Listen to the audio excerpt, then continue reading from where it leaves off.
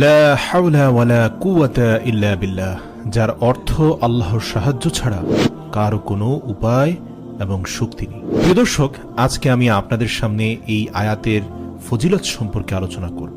এই আয়াতটি কখন পড়বেন, কিভাবে পড়বেন, কিভাবে পড়লে আপনার সকল অশুভ শক্তি দূর হবে, সকল দুঃখ বিপদ থেকে আপনি নাজাত পাবেন, কিভাবে আমল করলে জান্নাতের রাস্তা সহজ হবে, কিভাবে আমল করলে আপনার সমস্ত দোয়া কবুল হবে, কিভাবে আমল করলে আপনার নামাজ কবুল হবে, কিভাবে আমল করলে 70টি বড় বড় বিপদ থেকে আপনি রক্ষা পাবেন, 99টি রোগ থেকে মুক্তি পাবেন। হাদিস শরীফের আলোকে আজ আমি এই সহজ জিকিরের বিশাল ফজিলত আপনাদের সামনে তুলে ধরার চেষ্টা করব ইনশাআল্লাহ।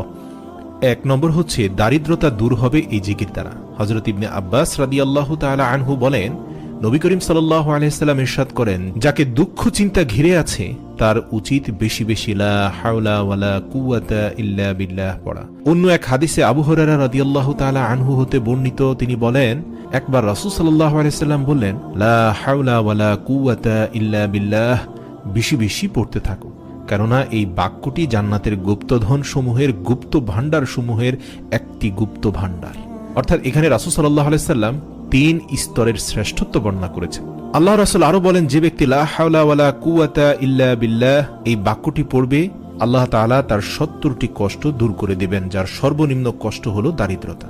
অপর এক হাদিসে আছে, লা হাওলা ওয়ালা কুওয়াতা ইল্লা বিল্লাহ জান্নাতের দরজা সমূহ থেকে একটি দরজা। হাদিস শরীফে আরো আছে, লা হাওলা ওয়ালা কুওয়াতা ইল্লা বিল্লাহ পাঠ করলে প্রতিবার পাঠ করার সাথে সাথে আল্লাহ তাআলা ওই বান্দার জন্য একজন করে ফেরেশতা নাজিল করবেন, আর সেই ফেরেশতা ওই বান্দার সমস্ত রোগসমূহ দূর করে দেন আল্লাহ তাআলার হুকুমে। হুজুর সাল্লাল্লাহু আলাইহি সাল্লাম আরো ইরশাদ করেন, যে ব্যক্তি 10 বার বিসমিল্লাহি ওয়ালা হাওলা ওয়ালা কুওয়াতা ইল্লা বিল্লাহিল আলিয়্যিল আযীম পড়বে, আল্লাহ তাআলা তাকে এমন ভাবে পূত পবিত্র করে দেন যেন আজ সে মায়ের পেট থেকে জন্ম লাভ করেছে। সুবহানাল্লাহ। হযরত আবু মুসা হতে বর্ণিত, তিনি বলেন, লা হাওলা ওয়ালা কুওয়াতা ইল্লা বিল্লাহ, যে ব্যক্তি প্রতিদিন 100 বার পাঠ করবে সে কখনো কারো মুখাপেক্ষী হবে না। বুখারী শরীফের 4202 নম্বর হাদিস। এছাড়াও রাসূল সাল্লাল্লাহু আলাইহি সাল্লাম বলেন, জান্নাতের ভান্ডারসমূহের মধ্যে একটি ভান্ডার হলো লা হাওলা ওয়ালা কুওয়াতা ইল্লা বিল্লাহ। ওনার আরেকটি হাদিসে এসেছে, হাজিম ইবনে হারমালা রাদিয়াল্লাহু তাআলা আনহু থেকে বর্ণিত, তিনি বলেন, আমি নবী করিম সাল্লাল্লাহু আলাইহি ওয়াসাল্লাম এর নিকট দিয়ে যাচ্ছিলাম, তিনি আমাকে বললেন, হে হাজিম, তুমি অধিক সংখ্যায় লা হাওলা ওয়ালা কুওয়াতা ইল্লা বিল্লাহ বাক্যটি পড়ো, কেননা তা হলো জান্নাতের গুপ্তধন। মুসলিম শরীফ 385। এছাড়া রাসূল সাল্লাল্লাহু আলাইহি সাল্লাম বলেন, যে আজানের জবাব দেবে সে জান্নাতে প্রবেশ করবে। আর আজানের জবাবের মধ্যে হাইয়া আলাস সালাহ হাইয়া আলাল ফালাহ যখন মুয়াজ্জিন বলবেন, সেখানে আপনি উত্তরে বলবেন, লা হাওলা ওয়ালা কুওয়াতা ইল্লা বিল্লাহ। এছাড়াও হাদিসে এসেছে, যারা কোরআন মুখস্থ করার সুযোগ পায়নি তাদের জন্য লা হাওলা ওয়ালা কুওয়াতা ইল্লা বিল্লাহ পাঠ করা। যেমন আবু দাউদ শরীফের 832 নং হাদিসে আব্দুল্লাহ ইবনে আব্বাস রাদিয়াল্লাহু তাআলা আনহু হতে বর্ণিত, তিনি বলেন, রাসূল সাল্লাল্লাহু আলাইহি সাল্লাম এর দরবারে এক ব্যক্তি হাজির হলেন।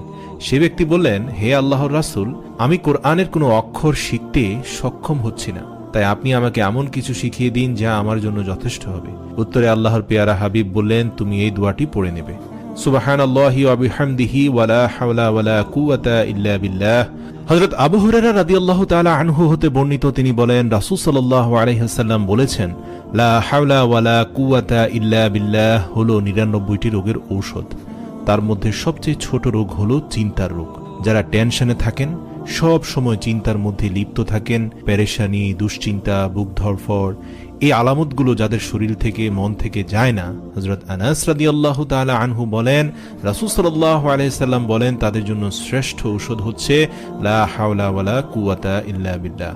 এছাড়াও আল্লাহ রাসূল বলেন, যে ব্যক্তি ঘর থেকে বের হওয়ার সময় বলে, বিসমিল্লাহি তাওয়াক্কালতু আলাল্লাহ ওয়ালা হাওলা ওয়ালা কুওয়াতা ইল্লা বিল্লাহ, এটা যখন বলে তখন একজন শয়তান যে ওর সাথে আছে তাকে আরেকজন শয়তান বলে, যে ব্যক্তিকে পথ দেখানো হয়েছে, উপকরণ দেয়া হয়েছে এবং রক্ষা করা হয়েছে, তাকে তুমি কি করতে পারবে?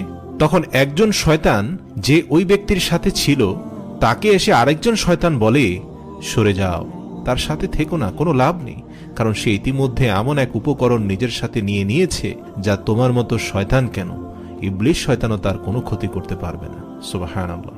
ইবনে মাজাহ শরীফের 2957 নং হাদিস থেকে পাওয়া যায়, আবু হুরায়রা রাদিয়াল্লাহু তাআলা আনহু হতে বর্ণিত, তিনি বলেন রাসূল সাল্লাল্লাহু আলাইহি ওয়াসাল্লাম বলেছেন, যে ব্যক্তি বাইতুল্লাহ তাওয়াফ করে 7 বার এবং বলে সুবহানাল্লাহি ওয়ালহামদুলিল্লাহি ওয়ালা ইলাহা ইল্লাল্লাহু আল্লাহু আকবার ওয়ালা হাওলা ওয়ালা কুওয়াতা ইল্লা বিল্লাহ, আর এই দোয়াটি পড়ার পর সে আর কোনো কথা না বলে, তবে তার 10টি গুনাহ মাফ করে দেওয়া হবে, তার আমলনামায় 10টি নেকি লিপিবদ্ধ করা হবে এবং তার আমলনামায় 10 গুণ বৃদ্ধি করা হবে। সুবহানাল্লাহ। ইসলামে শুভ অশুভ বলে কিছু নেই, তবে কেউ যদি মনে করে অশুভ কোনো কিছু, খারাপ জিনের কোনো ওয়াসওয়াসা তার উপর পড়েছে, বিপদে আপদে দুঃখে কষ্টে যে কোনো অবস্থায় আপনারা এই আমলটি করবেন, লা হাওলা ওয়ালা কুওয়াতা ইল্লা বিল্লাহ। এই আমলটি যে কোনো মুসিবতে শ্রেষ্ঠ হাতিয়ার।